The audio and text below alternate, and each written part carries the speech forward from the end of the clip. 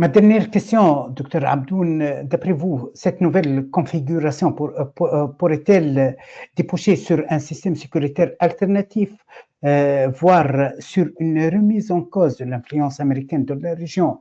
Dernièrement, les dirigeants arabes ils ont évoqué la nécessité de créer une force d'intervention militaire arabe, d'intensifier la coopération dans le cadre de la Ligue arabe, etc. Oui, là, ça ne fait aucun doute. C'est-à-dire, en fait, il faut bien comprendre le discours. On n'est pas à la fin de la coopération entre le Moyen-Orient et les États-Unis. On est dans le début de la fin.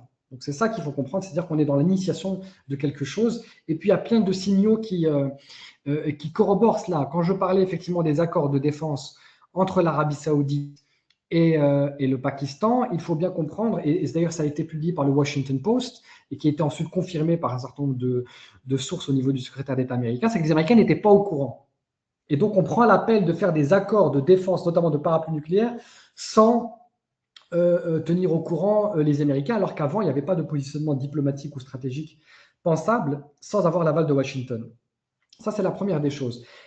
La perception a changé aussi vis-à-vis de la sécurité des régimes. Comme je le disais, à partir du moment où l'Égypte met fin à la coopération sécuritaire avec Israël et en train d'amener un certain nombre de troupes au niveau du Sinaï, met des systèmes antiaériens de défense, propose effectivement des initiatives comme un OTAN arabe, etc. Tout ça sans proposition de Washington, ça veut dire que non seulement on part du principe que dans l'intérêt de l'État, il faut se désengager ou du moins rééquilibrer la relation avec les États-Unis, mais ça va aussi dans l'intérêt du régime.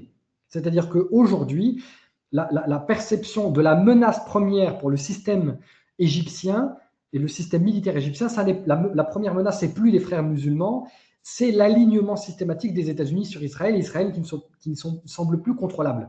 Et donc à ce moment-là, il y a une frappe, en fait, ce que les Égyptiens ont vite compris, c'est que la même frappe qu'il y a eu à Doha